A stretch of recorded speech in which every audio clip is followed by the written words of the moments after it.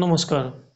এটা খবৰ, যি খবৰটো সকলোৱে জনা দৰকাৰ, সেইবাবে মই এই খবৰটো আপোনালোকৰ বাবে প্ৰস্তুত কৰি এতিয়া আনিছোঁ। ছাত্ৰসকল, আমি জানো আমাৰ যিটো একাডেমিক কেলেণ্ডাৰ 2024-25 এইটো সকলোৱে চালে চাগে।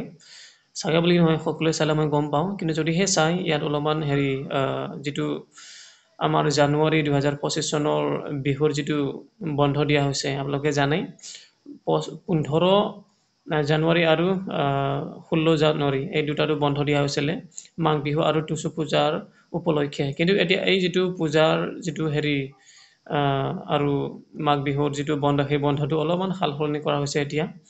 এইটো ৰিচেণ্টলি নটিচ উলিওৱা হৈছে, ঠিক আছে, মানে অৰ্ডাৰ উলিওৱা হৈছে। অৰ্ডাৰৰ বা নটিচৰ দিয়া মতে আমাৰ যিটো বন্ধ, এই বন্ধটো মানে 15 আৰু 16 হ'ব নালাগে, মানে এইটো আমাৰ 14 আৰু 15 হ'ব লাগে, আৰু সেইটোকে মানে এই যিটো নটিচ, এই নটিচৰ দ্বাৰা মানে জনোৱা হৈছে। গতিকে ছাত্ৰসকল, আমি যিবোৰে চৰকাৰী চাকৰি কৰি আছে, অকল ছাৰ বাইদেউ বুলি নহয়, আৰু ক'বলৈ গ'লে সকলোৱে এইটো জনাটো দৰকাৰ। সেইবাবে এই ভিডিঅ'টো সকলোৰে বাবে হয়।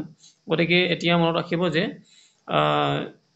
যিবোৰে এতিয়া চৰকাৰী চাকৰি কৰিছে, সকলোৰে বাবে এই যিটো বন্ধ, এই বন্ধটো অকল 14 আৰু 15 জানুৱাৰীত মানে লাগু হ'ব। কথাটো সেইটোৱেই, টুচু পূজা আৰু মাঘ বিহুৰ উপলক্ষে কথাটো। ইয়াতে লিখা মতে চাওক, প্ৰথম মানে ষ্টাৰ্টিং ফ্ৰম ক শ্ৰেণী টু ক্লাছ 8 তেওঁলোকৰ বাবে বুলি কৈছে, মানে ক'বলৈ গ'লে, ঠিক আছে। তেওঁলোকৰ বাবে কি 14 আৰু 15 জানুৱাৰীত কৰা হ'ব, মানে যিটো বন্ধ, এই বন্ধটো ঘোষণা কৰা হ'ব। সেইটো মানে এই দুটাটো মানে বন্ধ থাকিব, আৰু ক'বলৈ গ'লে সকলোৰে বাবে সেইটো মানে ক'বলৈ গ'লে।